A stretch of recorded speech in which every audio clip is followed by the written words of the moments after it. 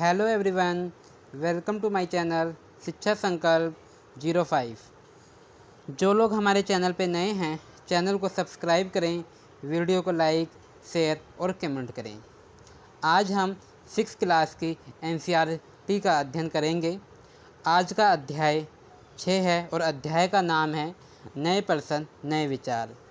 अब हम अध्याय का शुभ आरंभ करते हैं।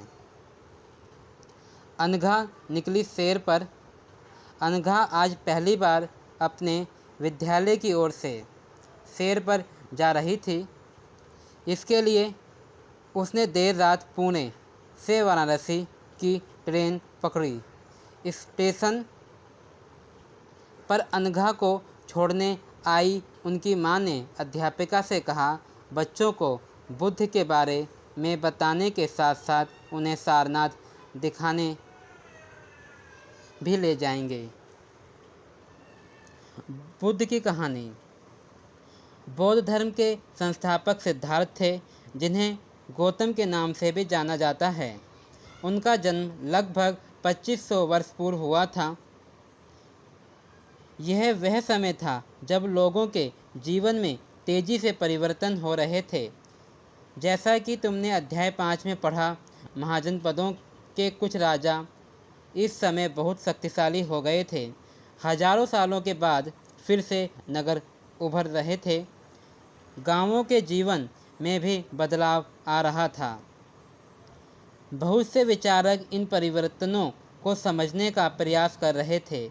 वे जीवन के सच्चे अर्थ को भी जानना चाहते थे।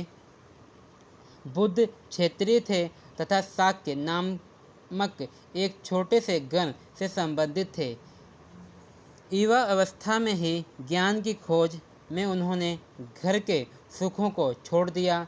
अनेक वर्षों तक वे ब्राह्मण करते रहे तथा अन्य विचारकों से मिलकर चर्चा करते रहे। अंततः ज्ञान प्राप्ति के लिए उन्होंने स्वयं ही रास्ता ढूंढने का निश्चय किया। इसके लिए उन्होंने बोध गया में एक पीपल के नीचे कई दिनों तक तपस्या की। अंततः उन्हें ज्ञान प्राप्त हुआ। इसके बाद से वे बुद्ध के रूप में जाने गए। यहाँ से वे वाराणसी के निकट स्थित सारनाथ गए, जहाँ उन्होंने पहली बार उपदेश दिया। कुशीनारा में मृत्यु से पहले का शेष जीवन उन्होंने पैदल ही एक स्थान से दूसरे स्थान की यात्रा करने और लोगों को शिक्षा देने में व्यतीत किया।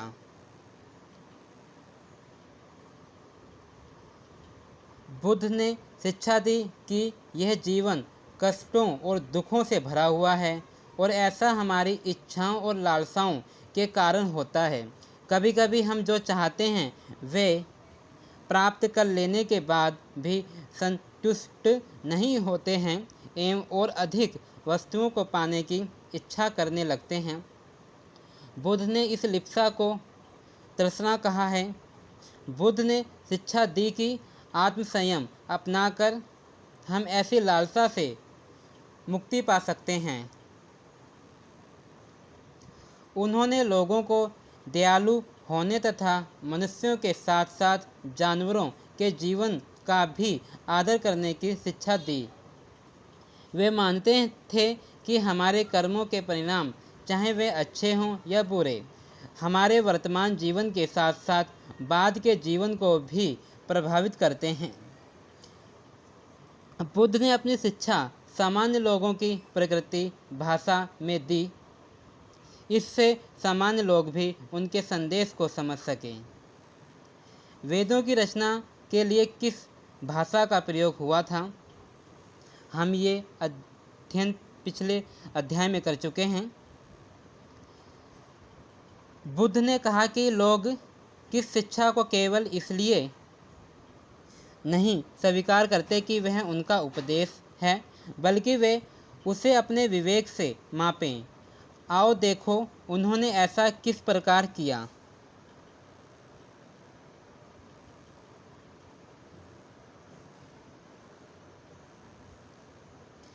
अब हम सारनाथ स्तूप के बारे में पढ़ते हैं। इस इमारत को स्तूप के नाम से जाना जाता है।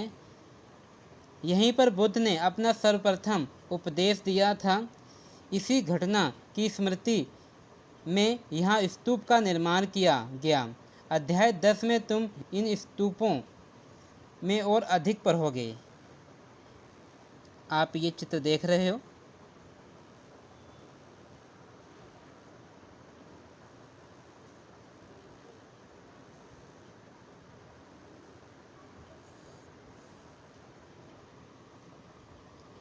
किस्सा गौतमी की कहानी। यह बुद्ध के विषय में एक प्रसिद्ध कहानी है। एक समय की बात है, किस्सा गौतमी नामक एक स्त्री का पुत्र मर गया। इस बात से वह इतनी दुखी हुई कि वह अपने बच्चे को गोद में लिए नगर की सड़कों पर घूम घूम कर लोगों से प्रार्थना करने लगी कि कोई उसके पुत्र को जीवित कर दे। एक भला व्यक्ति उसे बुद्ध के पास ले गया। बुद्ध ने कहा, मुझे एक मुट्ठी सरसों के बीज लाकर दो, मैं तुम्हारे पुत्र को जीवित कर दूंगा। किस्सा गौतमी बहुत प्रसन्न हुई, पर जैसे ही वह बीज लेने के लिए जाने लगी तभी बुद्ध ने उसे रोका और कहा, ये बीज एक ऐसे घर से मांग कर लाओ जहाँ किसी की मृत्यु ना हुई हो। किस्सा गौतमी एक दरवाजे से दूसरे दरवाजे गई, लेकिन वह जहाँ भी गई उसने पाया कि घर में किसी न किसी के पिता, माता, बहन, भाई, पति, पत्नी, बच्चे, चाचा, चाची, दादा या दादी की मृत्यु हुई थी। बुद्ध दुखी माँ को क्या शिक्षा देने का प्रयास कर रहे थे, आप समझ ही सकते हो। इसमें बुद्ध ने क्या उस को समझाने का प्रयास किया है।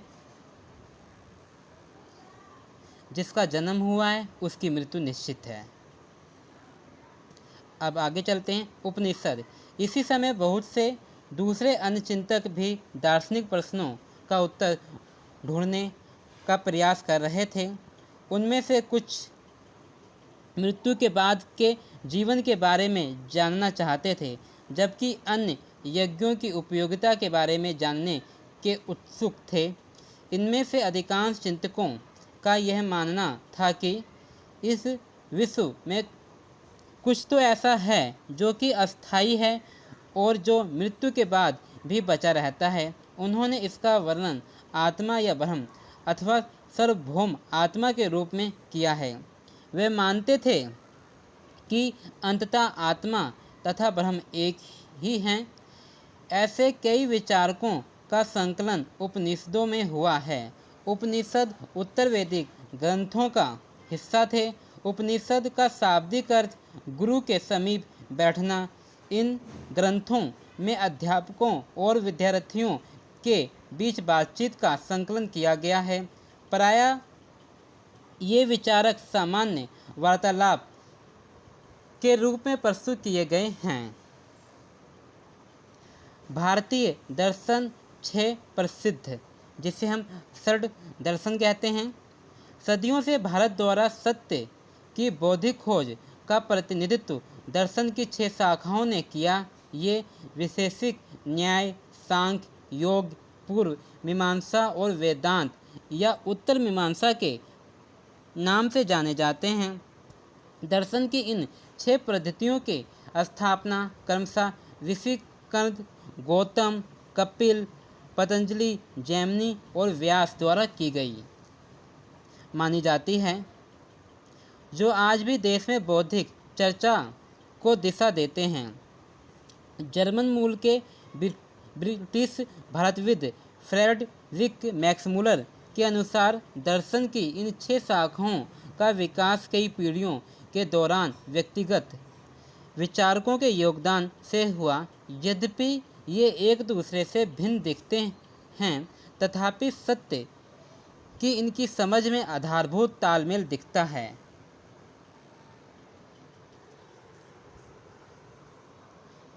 बुद्धिमान भिखारी।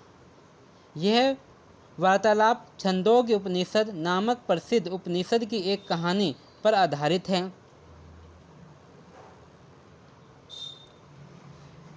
शौनक व अभिप्रतारिण नामक 2 ऋषि सार्वभौम आत्मा की उपासना करते थे। एक बार ज्यों ही वे भोजन करने के लिए बैठे, एक भिखारी आया और भोजन मांगने लगा। शौनक ने कहा, हम तुम्हें कुछ नहीं दे सकते। भिखारी ने पूछा, विद्वजन, आप किसकी उपासना करते हैं?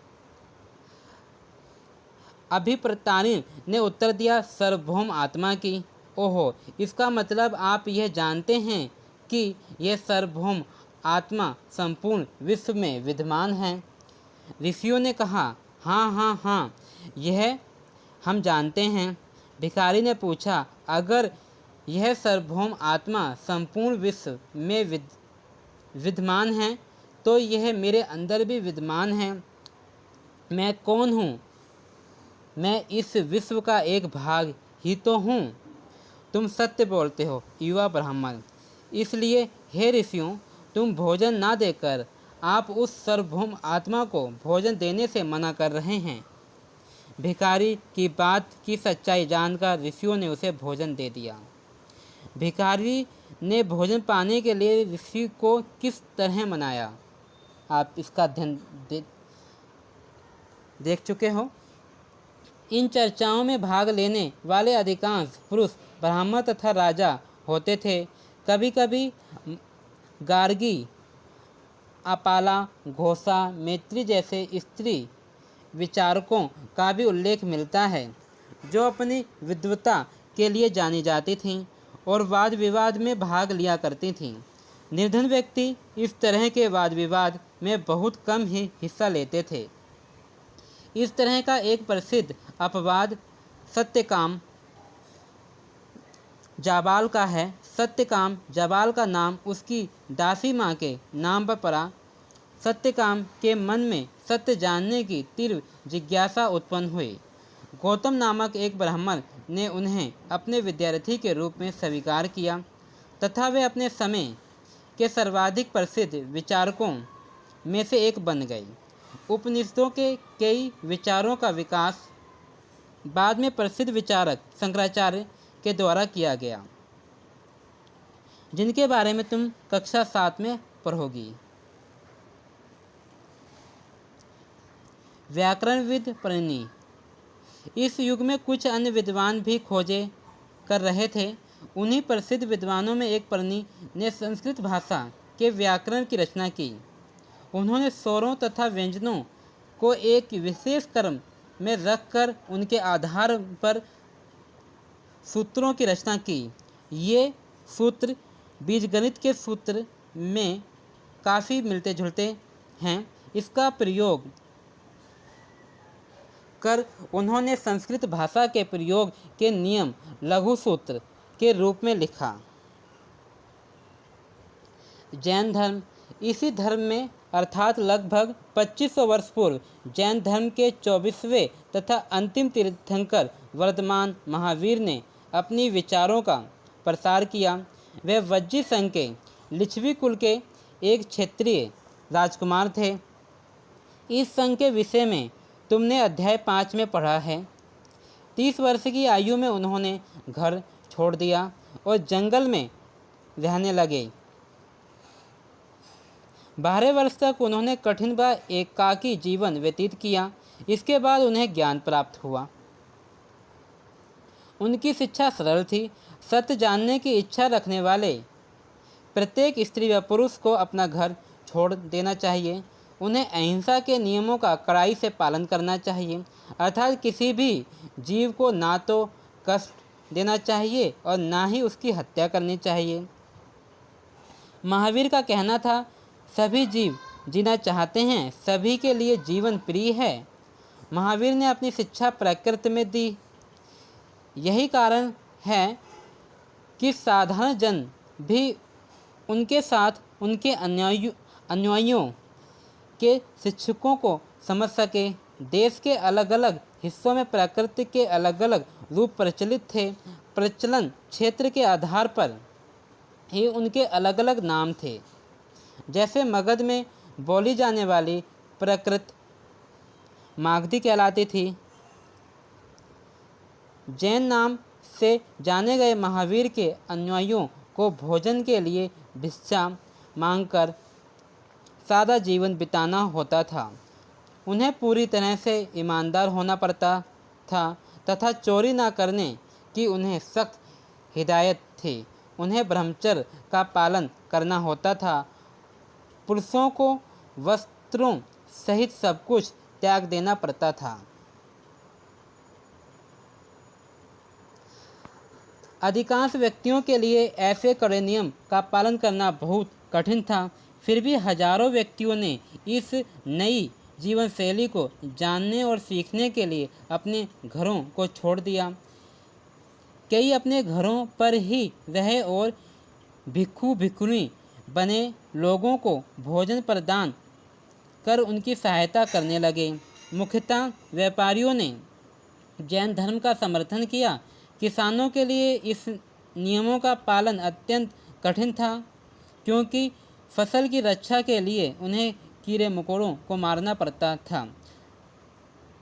बाद की सदियों में जैन धर्म उत्तर भारत के कई हिस्सों के साथ साथ गुजरात, तमिलनाडु और कर्नाटक में भी फैल गया। महावीर तथा उनके अनुयायियों की शिक्षाएं कई शताब्दियों तक मौखिक रूप से ही रहीं। वर्तमान रूप में उपलब्ध जैन धर्म की शिक्षाएं लगभग 1500 वर्ष पूर्व गुजरात के वल्लभी नामक स्थान पर लिखी गईं। जैन शब्द जिन शब्द से निकला है, जिसका अर्थ विजेता। महावीर के लिए जिन शब्द का प्रयोग क्यों हुआ? संघ। महावीर तथा बुद्ध दोनों का ही मानना था कि घर का त्याग करने पर ही सच्चे ज्ञान की प्राप्ति हो सकती है। ऐसा लोगों के लिए उन्होंने संघ नामक संगठन बनाया, जहां घर का त्याग करने वाले लोग एक साथ रह सकें। संघ में रहने वाले बौद्ध भिक्षुओं के लिए बनाए गए नियम विनय पिटक नामक ग्रंथ में मिलते हैं। विनय पिटक से हमें पता चलता है कि संघ में पुरुषों और स्त्रियों के रहने की अलग अलग व्यवस्था थी। सभी व्यक्ति संघ में प्रवेश ले सकते थे। हालांकि संघ में प्रवेश के लिए बच्चों को अपने माता पिता से, दासों को अपने स्वामी से, राजा के यहाँ काम करने वाले लोगों को राजा से तथा कर्जदारों को अपने देनदारों से अनुमति लेनी होती थी।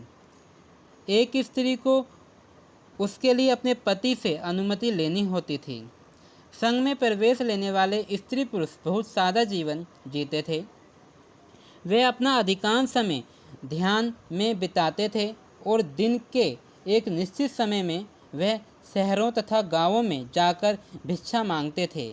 यही कारण है कि उन्हें भिक्षुणी तथा भिक्षुणी कहा जाता था।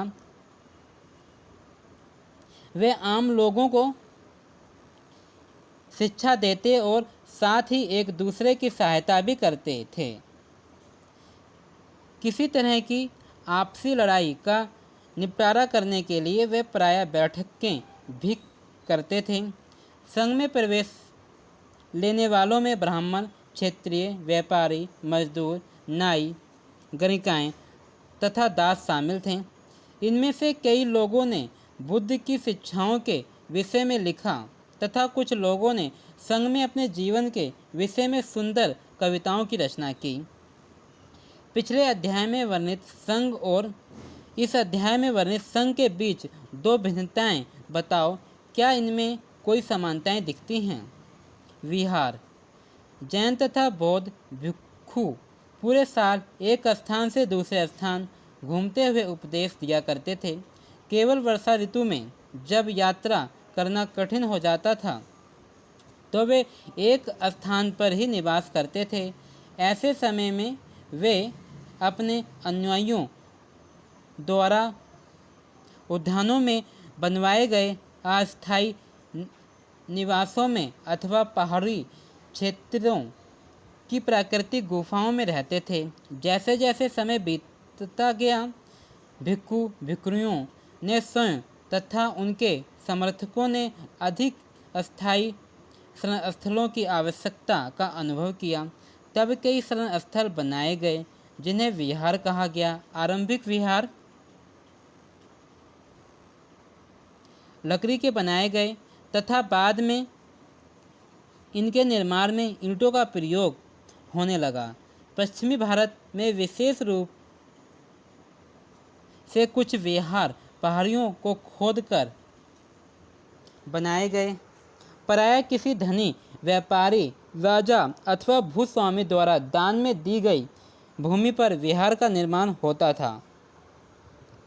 स्थानीय व्यक्ति भिक्खु भिक्षुणियों के लिए भोजन, वस्त्र तथा दवाइयाँ लेकर आते थे, जिनके बदले ये भिक्खु और भिक्षुणियों लोगों को शिक्षा देते थे। आगे आने वाली शताब्दियों में बौद्ध धर्म उपमहाद्वीप के विभिन्न हिस्सों के साथ साथ बाहरी क्षेत्रों में भी फैल गया। इस समय बौद्ध धर्म की कई नई धारा महायान का विकास हुआ। इसकी दो मुख्य विशेषताएं थीं। पहले, मूर्तियों में बुद्ध की उपस्थिति सिर्फ कुछ संकेतों के माध्यम से दिखाई जाती थी। मिसाल के तौर पर उनकी निर्वाण प्राप्ति को पीपल के पेड़ की मूर्तियों द्वारा दर्शाया जाता था। पर अब बुद्ध की प्रतिमाएं बनाई जाने लगीं। इनमें से अधिकांश मथुरा में और कुछ तक्षशिला में बनाई जाने लगी।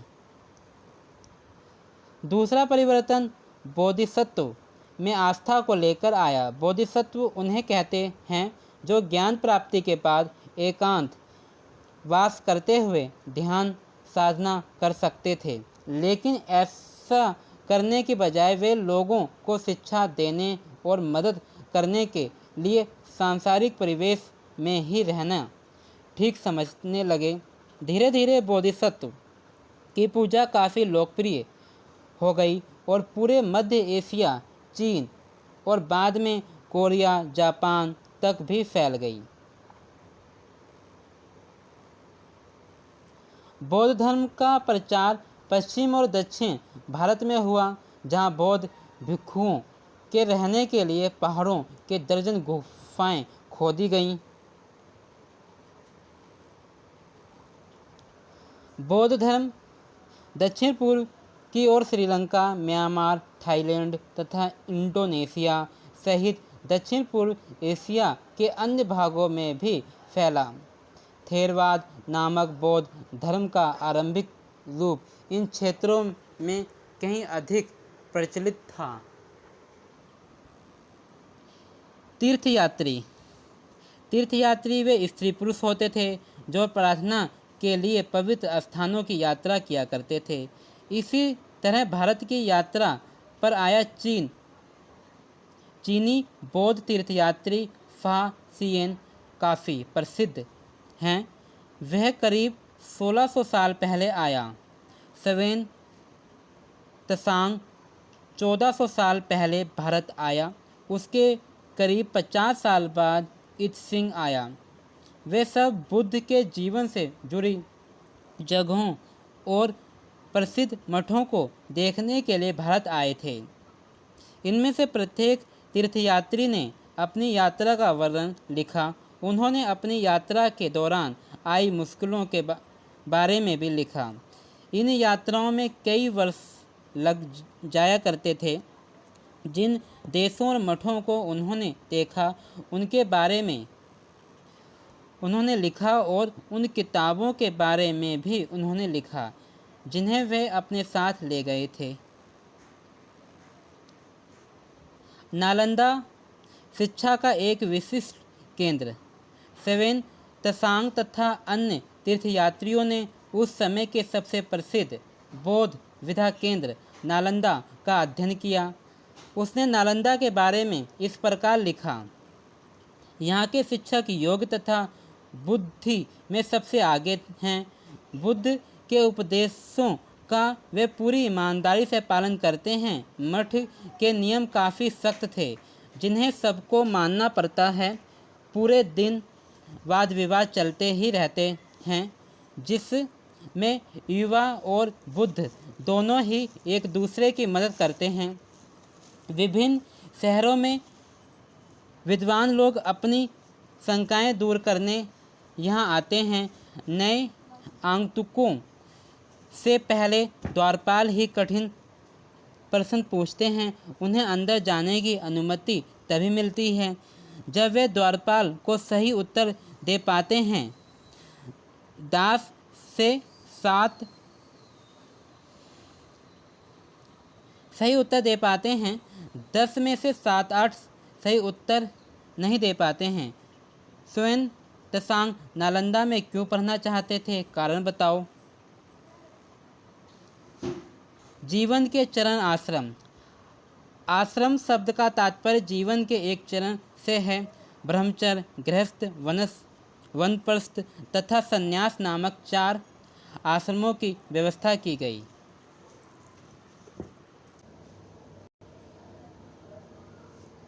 ब्रह्मचर्य के अंतर्गत ब्राह्मण, क्षत्रिय तथा वैश्य से एक अपेक्षा की जाती थी कि इस चरण के दौरान वे सादा जीवन बिताकर वेदों का अध्ययन करेंगे। गृहस्थ आश्रम के अंतर्गत उन्हें विवाह कर एक गृहस्थ के रूप में रहना होता था। वानप्रस्थ के अंतर्गत उन्हें जंगल में रहकर साधना करनी थी। अंततः उन्हें सब कुछ त्याग कर सन्यासी बन जाना था। आश्रम व्यवस्था ने लोगों को अपने जीवन का कुछ हिस्सा ध्यान में लगाने पर बल दिया। संघ के जीवन से आश्रमों की वह व्यवस्था किस तरह भिन्न है? कल्पना करो तुम लगभग 2500 वर्ष पूर्व के एक उपदेशक को सुनने जाना चाहती हो। वहां जाने की अनुमति लेने के लिए तुम अपने माता पिता को कैसे सहमत करोगी? इसका वर्णन करो। अब कुछ महत्वपूर्ण तथ्य ऊपर रह चुके हैं, हम उसको जरा देखते हैं।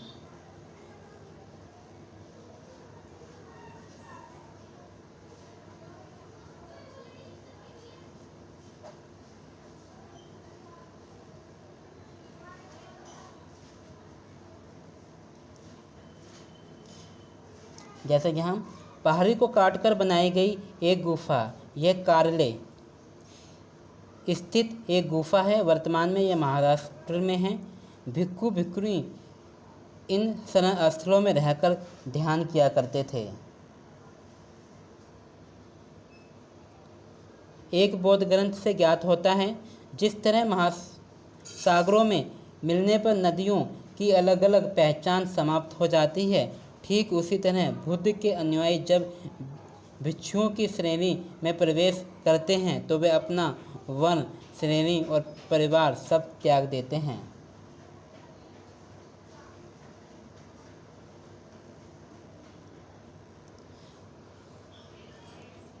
कुछ महत्वपूर्ण यहाँ प्रश्न हैं, देख सकते हो। कुछ शब्दावली हैं जिन सब का हम अध्ययन इस अध्याय में कर चुके हैं। कुछ महत्वपूर्ण तिथियाँ हैं और आओ चर्चा करें, आओ करके सीखें। आज की क्लास हमारी यहीं समाप्त होती है। धन्यवाद।